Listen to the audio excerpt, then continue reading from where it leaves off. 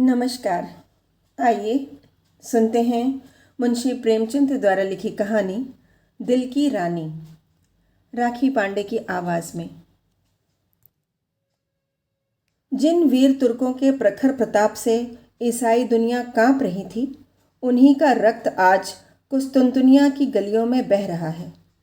वही कुस्तुनतुनिया जो 100 साल पहले तुर्कों के आतंक से आहत हो रहा था, आज उनके गर्म रक्त से अपना कलेजा ठंडा कर रहा है।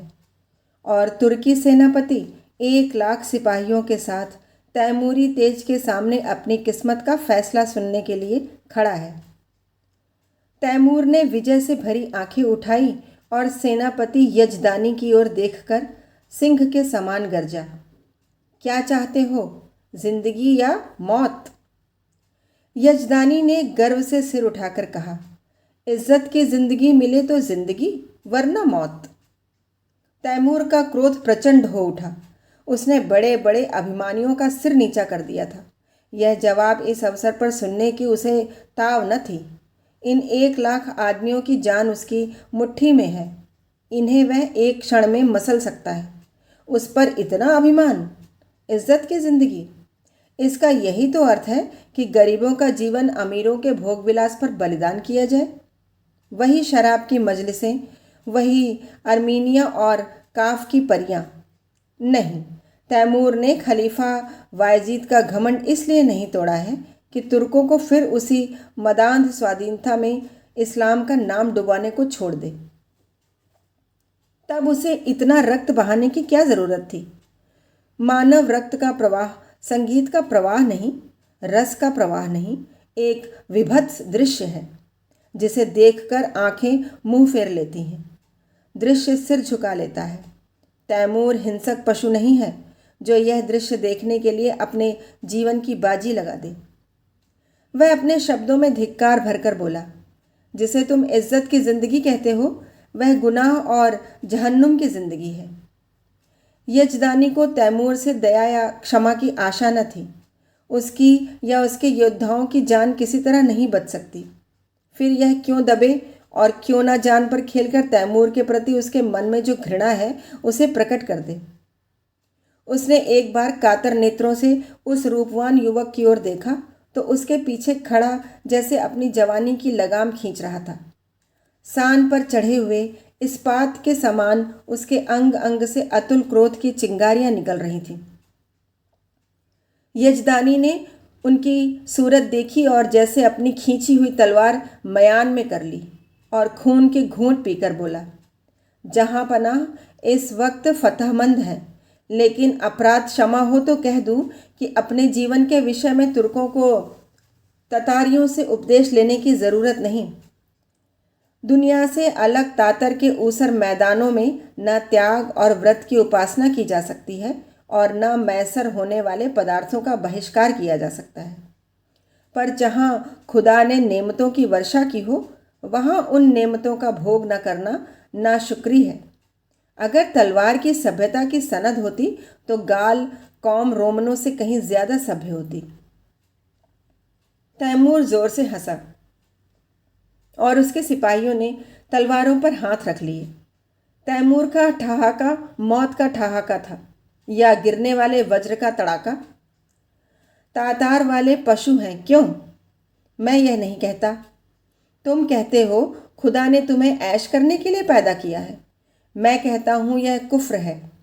खुदा ने इंसान को बंदगी के लिए पैदा किया है और इसके खिलाफ जो कोई कुछ करता है वह काफिर है, जहन्नुमी है। रसूले पाक हमारी ज़िंदगी को पाक करने के लिए, हमें सच्चा इंसान बनाने के लिए आए थे, हमें हराम की तालीम देने नहीं। तैमूर दुनिया को इस कुफ्र से पाक कर देने का बीड़ा उठा चुका है। रसूले पाक के कदमों की कसम, मैं बेरहम नहीं हूँ, जालिम नहीं हूँ, खूंखार नहीं हूँ, लेकिन कुफ्र की सज़ा मेरे ईमान में मौत के सिवा कुछ नहीं है।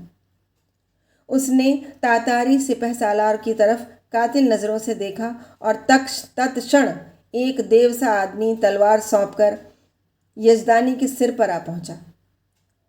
तातारी सेना भी तलवारें खींच खींचकर तुर्की सेना पर टूट पड़ी और दम के दम में कितनी ही लाशें जमीन पर फड़कने लगीं। सहसा वही रूपवान युवक जो यजदानी के पीछे खड़ा था आगे बढ़कर तैमूर के सामने आया और जैसे मौत को अपनी दोनों बंधी हुई मुट्ठियों में मसलता हुआ बोला, ए, अपने को मुसलमान कहने वाले बादशाह, क्या यही वह इस्लाम है जिसकी तबलीग का तूने बीड़ा उठाया है? इस्लाम की यही तालीम है कि तू उन बहादुरों का इस बेदर्दी से खून बहाए जिन्होंने इसके सिवा कोई गुनाह नहीं किया कि अपने खलीफा और मुल्क की हिमायत की। चारों तरफ सन्नाटा छा गया। एक युवक जिसकी अभी मसें भी न भीगी थी, तैमूर जैसे तेजस्वी बादशाह का इतने खुले हुए शब्दों में तिरस्कार करे और उसकी जबान तालू से न खिंचवा ली जाए। सभी स्तंभित हो रहे थे और तैमूर सम्मोहित सा बैठा उस युवक की ओर ताक रहा था। युवक ने तातारी सिपाहियों की तरफ, जिनके चेहरों पर कुतूहल में प्रोत्साहन झलक रहा था, देखा और बोला, तू इन मुसलमानों को काफिर कहता है और समझता है कि तू इन्हें कत्ल करके खुदा और इस्लाम की खिदामत कर रहा है। मैं तुमसे पूछता हूँ, अगर वह लोग जो खुदा के सिवा और किसी के सामने सजदा नहीं करते, जो रसूल पाक को अपना रहबर समझते हैं, मुसलमान नहीं हैं, तो कौन मुसलमान है? मैं कहता हूँ हम काफिर सही, लेकिन तेरे तो हैं। क्या इस्लाम जंजीरों में बंधे हुए कैदियों के कत्ल की इजाज़त देता है? खुदा ने अगर तुझे ताकत दी है, अख्तियार दिया है, तो क्या इसलिए कि तू खुदा के बंदों का खून बहाए? क्या गुनहगारों को कत्ल करके तू उन्हें सीधे रास्ता पर ले जाएगा? तूने कितनी बेरहमी से 70,000 बहादुर तुर्कों को धोखा देकर सुरंग से उड़वा दिया और उनके मासूम बच्चों और निरपराध स्त्रियों को अनाथ कर दिया। तुझे कुछ अनुमान है? क्या यही कारनामे हैं जिन पर तू अपने मुसलमान होने का गर्व करता है? क्या इसी कत्ल, खून और बहते दरिया से तू दुनिया में अपना नाम रोशन करेगा? तूने तुर्कों के खून से बहते दरिया में अपने घोड़ों के सुम नहीं भिगाए हैं, बल्कि इस्लाम को जड़ से खोदकर फेंक दिया है। यह वीर तुर्कों का ही आत्मोत्सर्ग है जिसने यूरोप में इस्लाम की तौहीद फैलाई। आज सोफिया के गिरजे में तुझे अल्लाह अकबर की सदा सुनाई दे रही है। सारा यूरोप इस्लाम का स्वागत करने को तैयार है। क्या यह कारनामे किसी लायक है कि उनका यह इनाम मिले? इस ख्याल को दिल से निकाल दे कि तू खुरेजी से इस्लाम की खिदामत कर रहा है। एक दिन तुझे भी परवरदिगार के सामने अपने कर्मों का जवाब देना पड़ेगा और तेरा कोई उज्र न सुना जाएगा, क्योंकि अगर तुझ में अब भी नेक और बद की तमीज बाकी है तो अपने दिल से पूछ, तूने यह जिहाद खुदा की राह में किया या अपनी हवस के लिए? और मैं जानता हूँ तुझे जो जवाब मिलेगा वह तेरी गर्दन शर्म से झुका देगा। खलीफा अभी सिर झुकाए ही था कि यजदानी ने कांपते हुए शब्दों में अर्ज की, जहां पनाह, यह गुलाम का लड़का है, इसके दिमाग में कुछ फितूर है। हुजूर, इसकी गुस्ताखियों को मुआफ़ करें, मैं उसकी सज़ा झेलने को तैयार हूँ। तैमूर उस युवक के चेहरे की तरफ स्थिर नेत्रों से देख रहा था। आज जीवन में पहली बार उसे निर्भीक शब्दों को सुनने का अवसर मिला। उसके सामने बड़े बड़े सेनापतियों, मंत्रियों और बादशाहों की जबान न खुलती थी। वह जो कुछ कहता था वही कानून था। किसी को उसमें चूं करने की ताकत न थी। उनकी खुशामदों ने उसकी अहमन्यता को आसमान पर चढ़ा दिया था। उसे विश्वास हो गया था कि खुदा ने इस्लाम को जगाने और सुधारने के लिए ही उसे दुनिया में भेजा है। उसने पैगंबरी का दावा तो नहीं किया, पर उसके मन में यह भावना दृढ़ हो गई थी। इसलिए जब आज एक युवक ने प्राणों का मोह छोड़कर उसकी कीर्ति का पर्दा खोल दिया तो उसकी चेतना जैसे जाग उठी। उसके मन में क्रोध और हिंसा की जगह श्रद्धा का उदय हुआ। उसकी आंखों का एक इशारा इस युवक की जिंदगी का चिराग गुल कर सकता था। उसके संसार विजयिनी शक्ति के सामने यह दुधमुहा बालक मानो अपने नन्हे नन्हे हाथों से समुद्र के प्रवाह को रोकने के लिए खड़ा हो। कितना हास्यास्पद साहस था, पर उसके साथ ही कितना आत्मविश्वास से भरा हुआ। तैमूर को ऐसा जान पड़ा कि इस निहत्थे बालक के सामने वह कितना निर्बल है। मनुष्य में ऐसे साहस का एक ही स्रोत हो सकता है और वह सत्य पर अटल विश्वास है। उसकी आत्मा दौड़कर उस युवक के दामन में चिमट जाने के लिए अधीर हो गई। वह दार्शनिक न था जो सत्य में शंका करता है। वह सरल सैनिक था जो असत्य को भी विश्वास के साथ सत्य बना देता है। जहाँ पना इसकी बदजबानी का ख्याल न फरमावें। तैमूर ने तुरंत तख्त से उठकर यजदानी को गले से लगा लिया और बोला, काश ऐसी गुस्ताखियों और बदजबानियों के सुनने का पहले इत्तफाक तो होता, तो आज इतने बेगुनाहों का खून मेरी गर्दन पर न होता।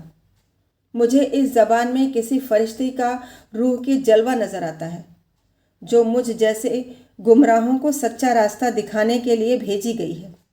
मेरे दोस्त, तुम खुश नसीब हो कि ऐसे फरिश्ता सिफत बेटे के बाप हो। क्या मैं उसका नाम पूछ सकता हूँ? यजदानी पहले आद शपरस्त था, पीछे मुसलमान हो गया था, पर अभी तक कभी कभी उसके मन में शंकाएं उठती रहती थीं कि उसने क्यों इस्लाम कबूल किया।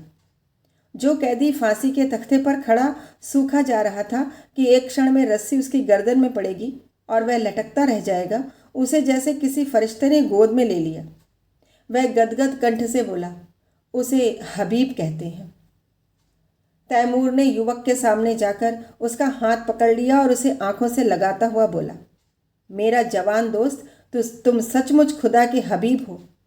मैं वह गुनहगार हूँ जिसने अपनी जहालत में हमेशा अपने गुनाहों को सवाब समझा, इसलिए कि मुझसे कहा जाता था तेरी जात बेऐब है। आज मुझे यह मालूम हुआ कि मेरे हाथों इस्लाम को कितना नुकसान पहुँचा। आज से मैं तुम्हारा ही दामन पकड़ता हूँ। तुम ही मेरे खिज्र, तुम ही मेरे रहनुमा हो। मुझे यकीन हो गया कि तुम्हारे ही वसीले से मैं खुदा की दरगाह तक पहुंच सकता हूं। यह कहते हुए उसने युवक के चेहरे पर नजर डाली तो उस पर शर्म की लाली छाई हुई थी। उस कठोरता की जगह मधुर संकोच झलक रहा था। युवक ने सिर झुकाकर कहा, यह हुजूर की कदरदानी है, वरना मेरी क्या हैसियत है। तैमूर ने उसे खींचकर अपनी बगल के तख्त पर बिठा दिया और अपने सेनापति को हुक्म दिया, सारे तुर्क कैदी छोड़ दिए जाएं, उनके हथियार वापस कर दिए जाएं और जो माल लूटा गया है वह सिपाहियों में बराबर बांट दिया जाए। वजीर तो इधर इस हुक्म की तामील करने लगा, उधर तैमूर हबीब का हाथ पकड़े हुए अपने खेमे में गया और दोनों मेहमानों की दावत का प्रबंध करने लगा। और जब भोजन समाप्त हो गया तो उसने अपने जीवन की सारी कथा रो रो कर कह सुनाई, जो आदि से अंत तक मिश्रित पशुता और बर्बरता के कृत्यों से भरी हुई थी। और उसने यह सब कुछ इस भ्रम में किया कि वह ईश्वरी आदेश का पालन कर रहा है। वह खुदा को कौन मुंह दिखाएगा। रोते रोते उसकी हिचकियां बंध गईं। अंत में उसने हबीब से कहा, मेरे जवान दोस्त, अब मेरा बेड़ा आप ही पार लगा सकते हैं। आपने मुझे राह दिखाई है तो मंजिल पर पहुंचाइए। मेरी बादशाहत को अब आप ही संभाल सकते हैं। मुझे अब मालूम हो गया कि मैं उसे तबाही के रास्ते पर लिए जाता था। मेरी आपसे यही इल्तिजा है कि आप उसकी वजारत कबूल करें। देखिए, खुदा के लिए इनकार न कीजिएगा, वरना मैं कहीं का नहीं रहूँगा। यजदानी ने अर्ज़ की, हुजूर, इतनी कदरदानी फरमाते हैं तो आपकी इनायत है, लेकिन अभी इस लड़के की उम्र ही क्या है। वजारत की खिदमत यह क्या अंजाम दे सकेगा। अभी तो इसकी तालीम के दिन हैं। इधर से इनकार होता रहा और उधर तैमूर आग्रह करता रहा। यजदानी इनकार तो कर रहे थे, पर छाती फूली जाती थी। मूसा आग लेने गए थे, पैगंबरी मिल गई। कहाँ मौत के मुंह में जा रहे थे, वजारत मिल गई। लेकिन यह शंका भी थी कि ऐसे अस्थिर चित्त आदमी का क्या ठिकाना। आज खुश हुए, वजारत देने को तैयार हैं, कल नाराज हो गए तो जान की खैरियत नहीं। उन्हें हबीब की लियाकत पर भरोसा था, फिर भी जी डरता था कि बिराने देश में न जाने कैसी पड़े कैसी न पड़े। दरबार वालों में षड्यंत्र होते ही रहते हैं। हबीब नेक है, समझदार है, अवसर पहचानता है, लेकिन वह तजर्बा कहाँ से लाएगा जो उम्र ही से होता है। उन्होंने इस प्रश्न पर विचार करने के लिए एक दिन की मोहलत मांगी और रुखसत हुए। हबीब यजदानी का लड़का नहीं, लड़की थी। उसका नाम उम्तुल हबीब था। जिस वक्त यजदानी और उसकी पत्नी मुसलमान हुए तो लड़की की उम्र कुल 12 साल की थी, पर प्रकृति ने उसे बुद्धि और प्रतिभा के साथ विचार स्वातंत्र्य भी प्रदान किया था। वह जब तक सत्य असत्य की परीक्षा न कर लेती कोई बात स्वीकार न करती। माँ बाप के धर्म परिवर्तन से उसे अशांति तो हुई, पर जब तक इस्लाम की अच्छी तरह अध्ययन न कर ले वह केवल माँ बाप को खुश करने के लिए इस्लाम की दीक्षा नहीं ले सकती थी। माँ बाप भी उस पर किसी तरह का दबाव न डालना चाहते थे। जैसे उन्हें अपने धर्म को बदल देने का अधिकार है, वैसे ही उसे अपने धर्म पर आरूढ़ रहने का भी अधिकार है। लड़की को संतोष हुआ, लेकिन उसने इस्लाम और जरथुश्ते धर्म दोनों ही का तुलनात्मक अध्ययन आरंभ किया और पूरी 2 साल के अन्वेषण और परीक्षण के बाद उसने भी इस्लाम की दीक्षा ले ली। माता पिता फूले न समाये। लड़की उनके दबाव से मुसलमान नहीं हुई है, बल्कि स्वेच्छा से, स्वाध्याय से और ईमान से। 2 साल तक उन्हें जो शंका घेरे रहती थी वह मिट गई। यजदानी के कोई पुत्र न था और उस युग में जबकि आदमी की तलवार ही सबसे बड़ी अदालत थी, पुत्र का न रहना संसार का सबसे बड़ा दुर्भाग्य था। यजदानी बेटे का अरमान बेटी से पूरा करने लगा। लड़कों ही की भांति उसकी शिक्षा दीक्षा होने लगी। वह बालकों के से कपड़े पहनती, घोड़े पर सवार होती, शस्त्र विद्या सीखती और अपने बाप के साथ अक्सर खलीफा वायजीद के महलों में जाती और राजकुमारी के साथ शिकार खेलने जाती। इसके साथ ही वह दर्शन, काव्य और विज्ञान में और अध्यात्म का भी अभ्यास करती थी। यहाँ तक कि 16वें वर्ष में वह फौजी विद्यालयों में दाखिल हो गई और 2 साल के अंदर वहाँ की सबसे ऊंची परीक्षा पास करके फौज में नौकर हो गई। शस्त्र विद्या और सेना संचालन कला में इतनी निपुण थी और खलीफा वायजीद उसके चरित्र से इतना प्रसन्न था कि पहले ही पहल उसे 1 हजारी मनसब मिल गया। ऐसी युवती के चाहने वालों की क्या कमी। उसके साथ के कितने ही अफसर, राज परिवार के कितने ही युवक उस पर प्राण देते थे, पर कोई उसकी नज़रों में न जचता था। नित्य ही निकाह के पैगाम आते थे, पर वह हमेशा इनकार कर देती थी। वैवाहिक जीवन ही से उसे अरुचि थी कि युवतियां कितने अरमानों से ब्याह कर लाई जाती हैं और फिर कितने निरादर से महलों में बंद कर दी जाती हैं। उनका भाग्य पुरुषों की दया के अधीन है। अक्सर ऊंचे घरानों की महिलाओं से उसको मिलने जुलने का अवसर मिलता था। उनके मुख से उनकी करुण कथा सुनकर वह वैवाहिक पराधीनता से और भी घृणा करने लगती थी और यजदानी उसकी स्वाधीनता में बिल्कुल बाधा न देता था। लड़की स्वाधीन है, इसकी इच्छा हो, विवाह करे या कुंवारी रहे, वह अपनी आप मुख्तार है। उसके पास पैगाम आते तो वह साफ जवाब दे देती, मैं इस बारे में कुछ नहीं जानता, इसका फैसला वही करेगी।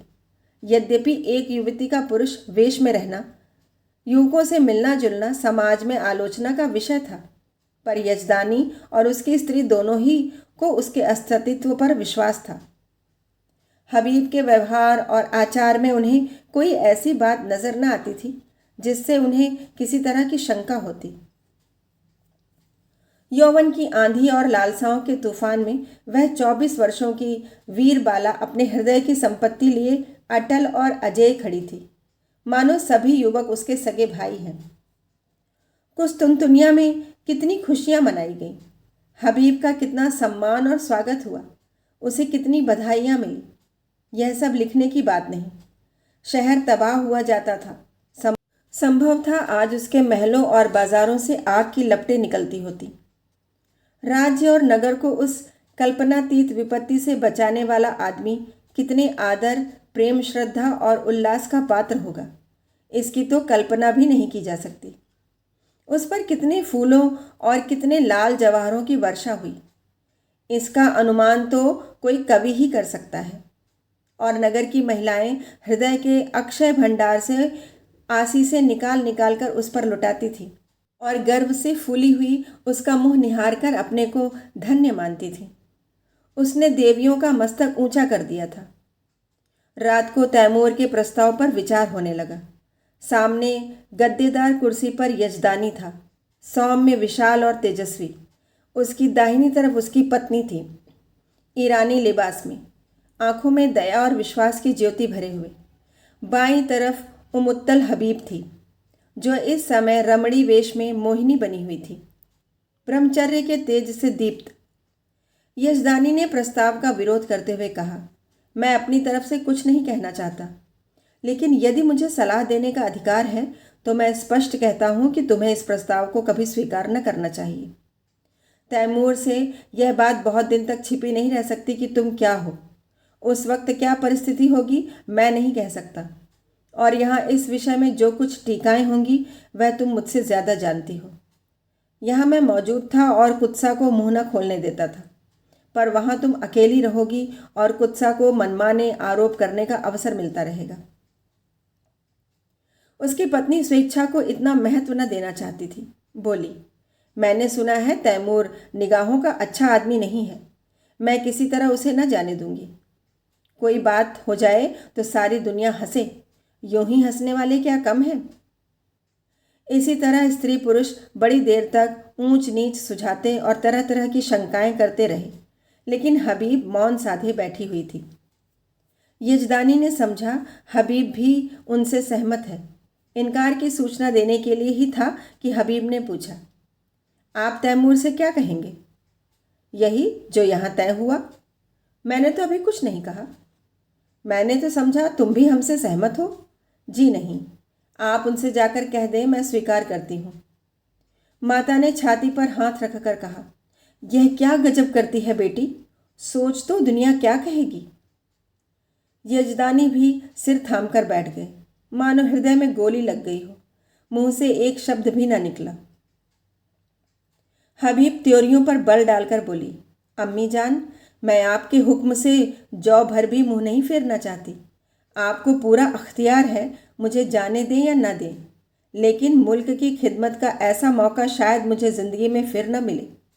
इस मौके को हाथ से खो देने का अफसोस मुझे उम्र भर रहेगा। मुझे यकीन है कि अमीर तैमूर को अपनी दियानत, बेगर्जी और सच्ची वफादारी से इंसान बना सकती हूँ, और शायद उसके हाथों खुदा के बंदों का खून इतनी कसरत से न बहे। वह दिलेर है मगर बेरहम नहीं। कोई दिलेर आदमी बेरहम नहीं हो सकता। उसने अब तक जो कुछ किया है मजहब के अंधे जोश में किया है। आज खुदा ने मुझे वह मौका दिया है कि मैं उसे दिखा दूं कि मजहब खिदमत का नाम है, लूट और कत्ल का नहीं।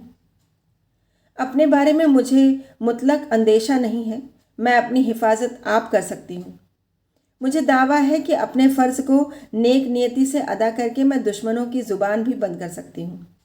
और मान लीजिए मुझे नाकामी भी हो तो क्या, सच्चाई और हक के लिए कुर्बान हो जाना ज़िंदगी की सबसे शानदार फतह नहीं है। अब तक मैंने जिस उसूल पर ज़िंदगी बसर की है उसने मुझे धोखा नहीं दिया, और उसी के फैज़ से आज मुझे यह दर्जा हासिल हुआ है जो बड़े बड़ों के लिए ज़िंदगी का ख्वाब है। मेरे आजमाए हुए दोस्त मुझे कभी धोखा नहीं दे सकते। तैमूर पर मेरी हकीकत खुल भी जाए तो क्या खौफ, मेरी तलवार भी मेरी हिफाजत कर सकती है। शादी पर मेरे ख्याल आपको मालूम है। अगर मुझे कोई ऐसा आदमी मिलेगा जिसे मेरी रूह कबूल करती हो, जिसकी जात अपनी हस्ती को खोकर मैं अपनी रूह को ऊंचा उठा सकूं, तो मैं उसके कदमों पर गिरकर अपने को उसकी नज़र कर दूंगी।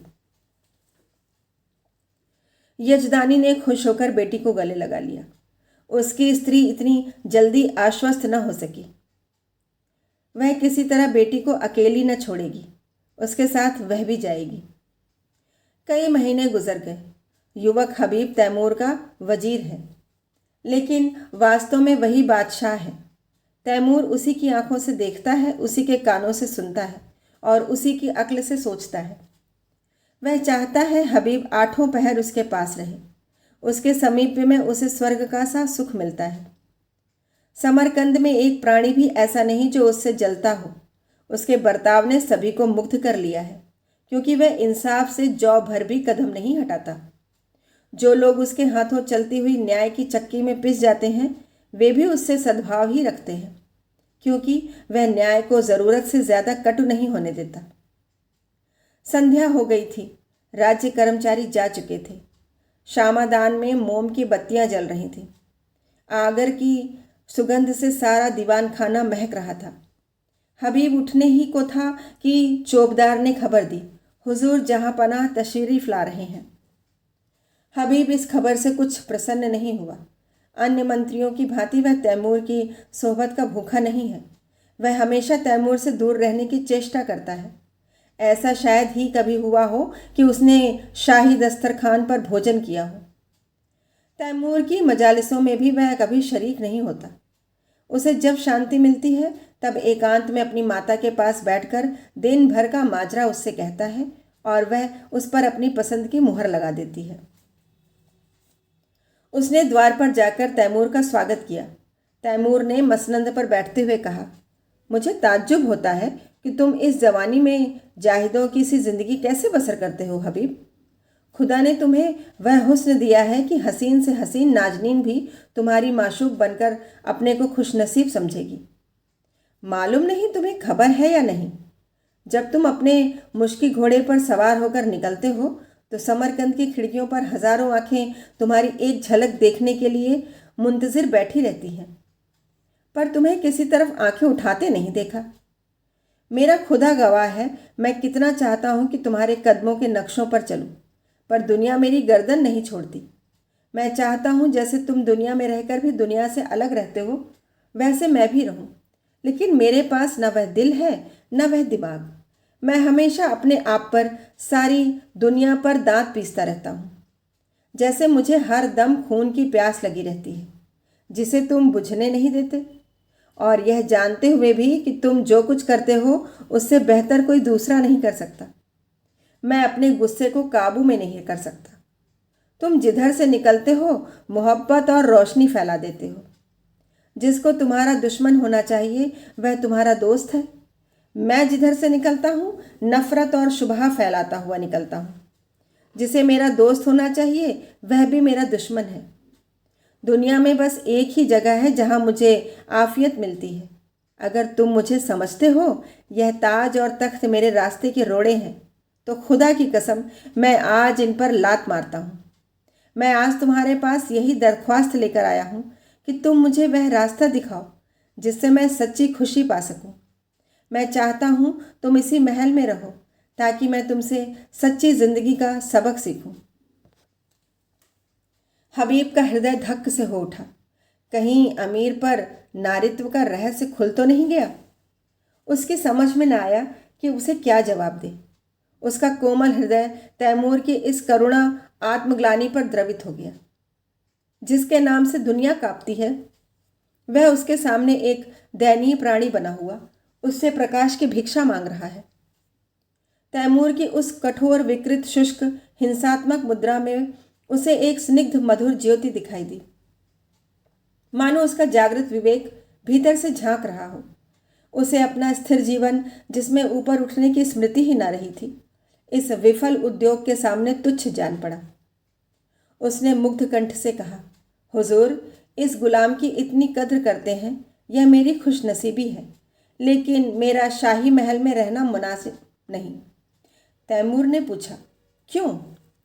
इसलिए कि जहाँ दौलत ज़्यादा होती है वहाँ डाके पड़ते हैं, और जहाँ कद्र ज़्यादा होती है वहाँ दुश्मन भी ज़्यादा होते हैं। तुम्हारा भी कोई दुश्मन हो सकता है? मैं खुद अपना दुश्मन हो जाऊंगा। आदमी का सबसे बड़ा दुश्मन गरूर है।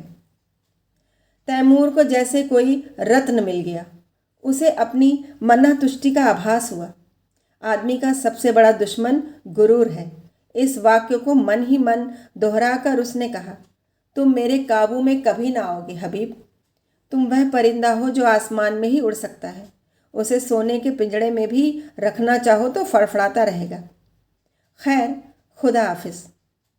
वह तुरंत अपने महल की ओर चला, मानो उस रत्न को सुरक्षित स्थान में रख देना चाहता हो। यह वाक्य पहली बार उसने न सुना था, पर आज इससे जो ज्ञान, जो आदेश, जो सत्प्रेरणा उसे मिली वह कभी न मिली थी। इस्तखर के इलाके से बगावत की खबर आई है। हबीब को शंका है कि तैमूर वहां पहुंचकर कहीं कत्लेआम न कर दे। वह शांतिमय उपायों से इस विद्रोह को ठंडा करके तैमूर को दिखाना चाहता है कि सद्भावना में कितनी शक्ति है। तैमूर उसे इस मुहिम पर नहीं भेजना चाहता, लेकिन हबीब के आग्रह के सामने बेबस है। हबीब को जब और कोई युक्ति न सूझी तो उसने कहा, गुलाम के रहते हुए हुजूर अपनी जान खतरे में डालें, यह नहीं हो सकता। तैमूर मुस्कुराया, मेरी जान की तुम्हारी जान के मुकाबले में कोई हकीकत नहीं है हबीब। फिर मैंने तो कभी जान की परवाह न की। मैंने दुनिया में कत्ल और लूट के सिवा और क्या यादगार छोड़ी। मेरे मर जाने पर दुनिया मेरे नाम को रोएगी नहीं, यकीन मानो। मेरे जैसे लुटेरे हमेशा पैदा होते रहेंगे, लेकिन खुदा न करे तुम्हारे दुश्मनों को कुछ हो गया तो यह सल्तनत खाक में मिल जाएगी, और तब मुझे भी सीने में खंजर चुभा लेने के सिवा और कोई रास्ता न रहेगा। मैं नहीं कह सकता हबीब, तुमसे मैंने कितना पाया। काश 10-5 साल पहले तुम मुझे मिल जाते तो तैमूर तारीख में इतना रुसिहा न होता। आज अगर ज़रूरत पड़े तो मैं अपने जैसे 100 तैमूरों को तुम्हारे ऊपर निसार कर दूं। यही समझ लो कि मेरी रूह को अपने साथ लिए जा रहे हो। आज मैं तुमसे कहता हूँ हबीब कि मुझे तुमसे इश्क है। इसे मैं अब जान पाया हूँ, मगर इसमें क्या बुराई है कि मैं भी तुम्हारे साथ चलूं? हबीब ने धड़कते हुए हृदय से कहा, अगर मैं आपकी ज़रूरत समझूंगा तो इत्तला दूंगा। तैमूर ने दाढ़ी पर हाथ रखकर कहा, जैसी तुम्हारी मर्जी, लेकिन रोज़ाना कासिद भेजते रहना, वरना शायद मैं बेचैन होकर चला आऊं। तैमूर ने कितनी मोहब्बत से हबीब के सफ़र की तैयारियां की, तरह तरह के आराम और तकल्लुफ़ की चीज़ें उसके लिए जमा की। उस कोहिस्तान में यह चीज़ें कहाँ मिलेंगी? वह ऐसा संलग्न था मानो माता अपनी लड़की को ससुराल भेज रही हो। जिस वक्त हबीब फौज के साथ चला तो सारा समरकंद उसके साथ था, और तैमूर आंखों पर रुमाल रखे अपने तख्त पर ऐसा सिर झुकाए बैठा था मानो कोई पक्षी आहत हो गया हो। इस्तखर अर्मनी ईसाइयों का इलाका था। मुसलमानों ने उन्हें परास्त करके वहां अपना अधिकार जमा लिया था और ऐसे नियम बना दिए थे जिससे ईसाइयों को पग पग अपनी पराधीनता का स्मरण होता रहता था। पहला नियम जजिए का था, जो हर एक ईसाई को देना पड़ता था, जिससे मुसलमान मुक्त थे।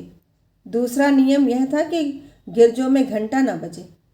तीसरा नियम मदिरा का था, जिसे मुसलमान हराम समझते थे। ईसाइयों ने इन नियमों का क्रियात्मक विरोध किया, और जब मुसलमान अधिकारियों ने शस्त्र बल से काम लेना चाहा तो ईसाइयों ने बगावत कर दी। मुसलमान सूबेदार को कैद कर लिया और किले पर सलीबी झंडा उड़ने लगा। हबीब को यहाँ आज दूसरा दिन है, पर इस समस्या को कैसे हल करे? उसका उदार हृदय कहता था, ईसाइयों पर इन बंधनों का कोई अर्थ नहीं।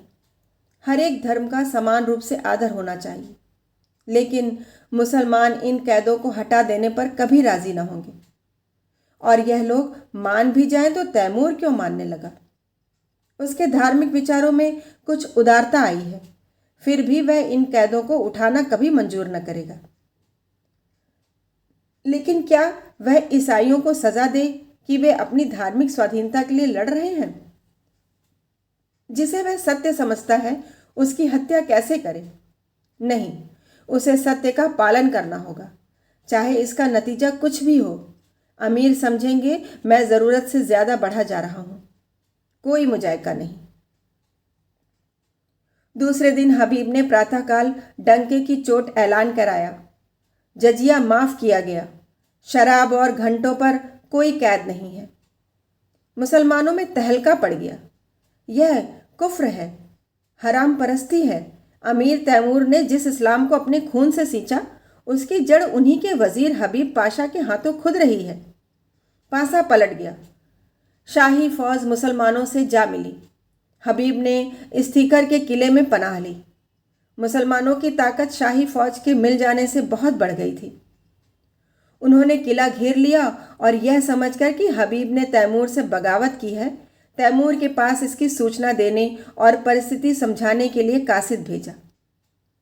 आधी रात गुजर चुकी थी। तैमूर को 2 दिनों से इफ्तिखार की कोई खबर नहीं मिली थी। तरह तरह की शंकाएं हो रही थीं। मन में पछतावा हो रहा था कि उसने क्यों हबीब को अकेले जाने दिया।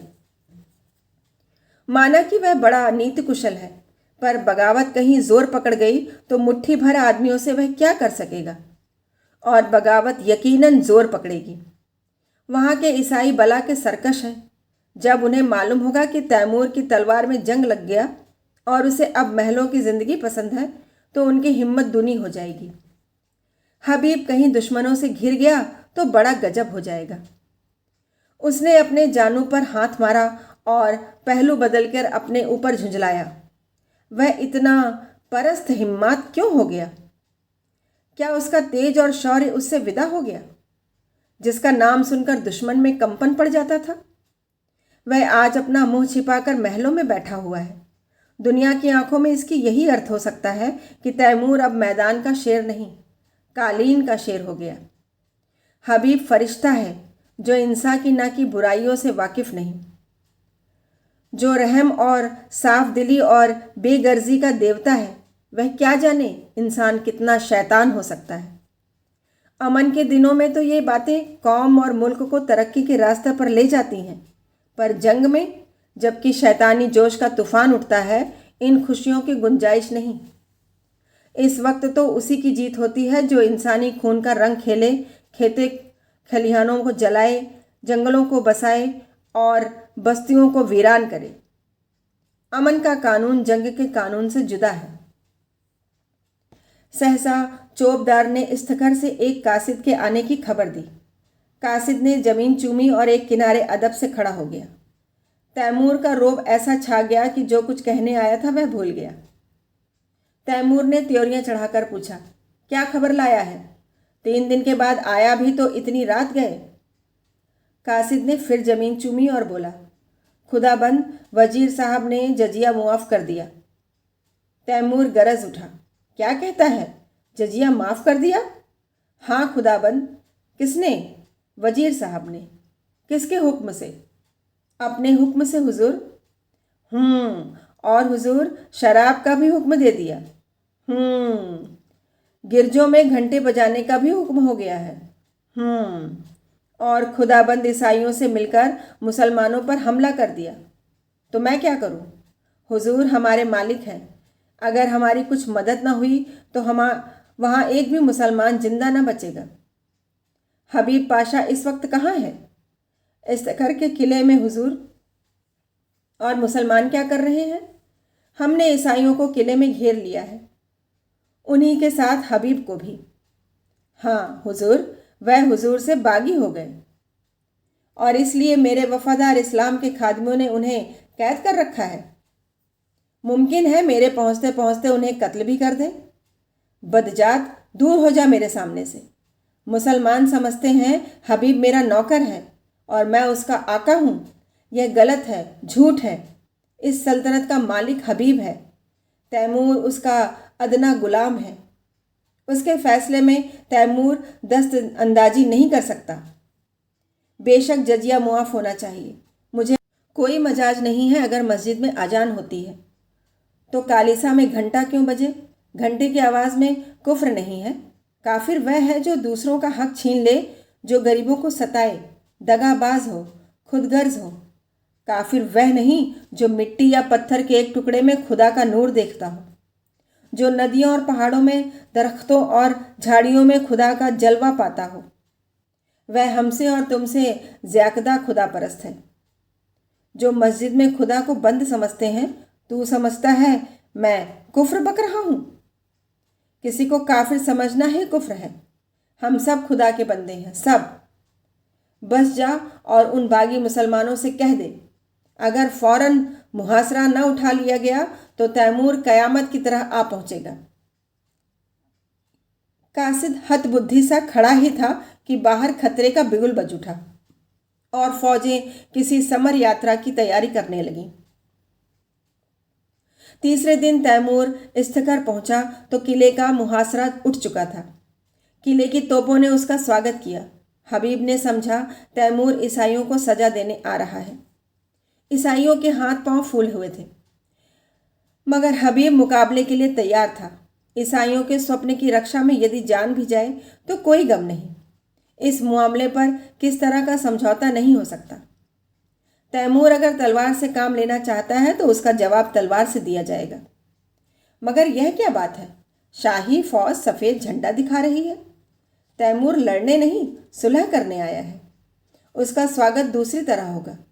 ईसाई सरदारों को साथ लिए हबीब किले के बाहर निकला। तैमूर अकेला घोड़े पर सवार चला आ रहा था। हबीब घोड़े से उतरकर आदाब बजा लाया। तैमूर घोड़े से उतर पड़ा और हबीब का माथा चूम लिया और बोला, मैं सब सुन चुका हूँ हबीब। तुमने बहुत अच्छा किया और वही किया जो तुम्हारे सिवा दूसरा नहीं कर सकता था। मुझे जजिया लेने का या ईसाइयों से मजहबी तक छीनने का कोई मजाज न था। मैं आज दरबार करके इन बातों को तस्दीक कर दूंगा और तब मैं एक ऐसी तजवीज़ बताऊंगा जो कई दिन से मेरे जहन में आ रही है और मुझे उम्मीद है कि तुम उसे मंजूर कर लोगे। मंजूर करना पड़ेगा। हबीब के चेहरे का रंग उड़ रहा था। कहीं हकीकत खुल तो नहीं गई? वह क्या तजवीज़ है? उसके मन में खलबली पड़ गई। तैमूर ने मुस्कुराकर पूछा, तुम मुझसे लड़ने को तैयार थे? हबीब ने शर्माते हुए कहा, हक के सामने अमीर तैमूर की भी कोई हकीकत नहीं। बेशक बेशक, तुम में फरिश्तों का दिल है तो शेरों की हिम्मत भी है। लेकिन अफसोस यही है कि तुमने यह गुमान ही क्यों किया कि तैमूर तुम्हारे फैसले को मनसूख कर सकता है। यह तुम्हारी जात है जिसने मुझे बतलाया है कि सल्तनत किसी आदमी की जायदाद नहीं बल्कि एक ऐसा दरख्त है जिसकी हर एक शाख और पत्ती एक सी खुराक पाती है। दोनों किले में दाखिल हुए। सूरज डूब चुका था।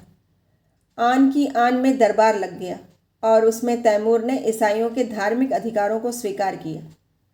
चारों तरफ से आवाज़ आई, खुदा हमारे शहंशाह की उम्र दराज करे। तैमूर ने उसी सिलसिले में कहा, दोस्तों, मैं इस दुआ का हकदार नहीं हूँ। जो चीज़ मैंने आपसे जबरन ली थी उसे आपको वापस देकर मैं दुआ का काम नहीं कर रहा हूँ। इससे कहीं ज़्यादा मुनासिब यह है कि आप मुझे लानत दें कि मैंने इतने दिनों तक आपके हक़ों से आपको महरूम रखा। चारों तरफ से आवाज़ आई, मरहबा मरहबा। दोस्तों, उन हक़ों के साथ साथ मैं आपकी सल्तनत भी आपको वापस करता हूँ, क्योंकि खुदा की निगाह में सभी इंसान बराबर हैं और किसी कौम या शख्स को दूसरी कौम पर हुकूमत करने का अख्तियार नहीं है। आज से आप अपने बादशाह हैं। मुझे उम्मीद है कि आप भी मुस्लिम आबादी को उसके जायज़ हक़ों से महरूम न करेंगे। मगर कभी ऐसा मौका आए कि कोई जाबिर कौम आपकी आज़ादी छीनने की कोशिश करे तो तैमूर आपकी मदद करने को हमेशा तैयार रहेगा। किले में जश्न ख़त्म हो चुका है। उमरा और हुक्काम रुखसत हो चुके हैं। दीवाने ख़ास में सिर्फ तैमूर और हबीब रह गए हैं। हबीब के मुख पर आज स्मित हास्य की वह छटा है जो सदैव गंभीरता के नीचे दबी रहती थी। आज उसके कपोलों पर जो लाली, आंखों में जो नशा, अंगों में जो चंचलता है वह और कभी नजर न आई थी। वह कई बार तैमूर से शोखियां कर चुका है, कई बार हंसी कर चुका है। उसकी युवती चेतना पद और अधिकार को भूलकर चहकती फिरती है। सहसा तैमूर ने कहा, हबीब, मैंने आज तक तुम्हारी हर एक बात मानी है। अब मैं तुमसे यह तजवीज़ करता हूँ जिसका मैंने जिक्र किया था, उसे तुम्हें कबूल करना पड़ेगा। हबीब ने धड़कते हुए हृदय से सिर झुकाकर कहा, फरमाइए। पहले वादा करो कि तुम कबूल करोगे। मैं तो आपका गुलाम हूँ। नहीं, तुम मेरे मालिक हो, मेरी ज़िंदगी की रोशनी हो। तुमसे मैंने जितना फैज़ पाया है उसका अंदाज़ा नहीं कर सकता। मैंने अब तक सल्तनत को अपनी ज़िंदगी की सबसे प्यारी चीज़ समझा था। इसके लिए मैंने वह सब कुछ किया जो मुझे न करना चाहिए था। अपनों के खून से भी इन हाथों को दागदार किया, गैरों के खून से भी। मेरा काम अब खत्म हो चुका। मैंने बुनियाद जमा दी, इस पर महल बनाना तुम्हारा काम है। मेरी यही इल्तिजा है कि आज से तुम इस बादशाहत के अमीर हो जाओ, मेरी ज़िंदगी में भी और मरने के बाद भी। हबीब ने आकाश में उड़ते हुए देखा। इतना बड़ा बोझ मेरे कंधे इतने मजबूत नहीं हैं। तैमूर ने दीन आग्रह के स्वर में कहा। नहीं मेरे प्यारे दोस्त, मेरी यह इल्तिजा माननी पड़ेगी। हबीब की आंखों में हंसी थी, अधरों पर संकोच। उसने आहिस्ता से कहा, मंजूर है।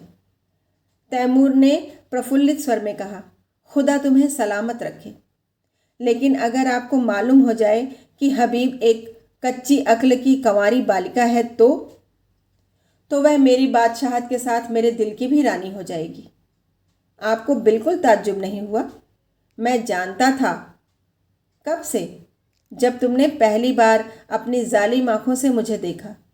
मगर आपने छुपाया खूब। तुम्ही ने सिखाया। शायद मेरे सिवा यहाँ किसी को यह बात मालूम नहीं। आपने कैसे पहचान लिया? तैमूर ने मतवाली आंखों से देखकर कहा, यह न बताऊंगा। यही हबीब तैमूर की बेगम हमीदा के नाम से मशहूर है। कहानी सुनने के लिए बहुत बहुत धन्यवाद।